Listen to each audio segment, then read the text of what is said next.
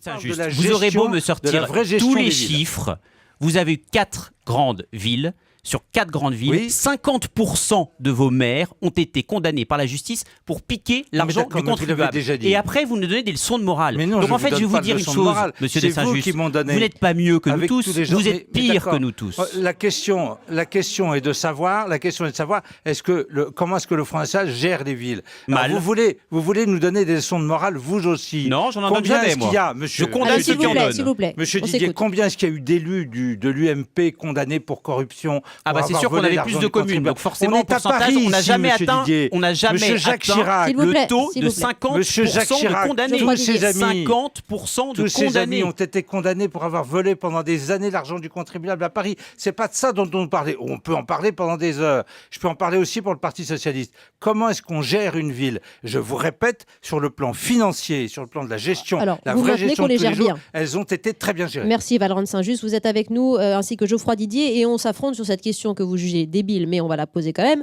Le Front National est-il capable de gérer des villes? Parce que ça fait énormément réagir au 39-21, et je voudrais que nous accueillions Dominique qui nous appelle de Poitiers. Bonjour Dominique. Bonjour Wendy. Eh bien, je vous écoute sur le sujet. Qu'en pensez-vous? Est-ce que vous pensez que la question est saugrenue aussi, comme Valorant de Saint-Just?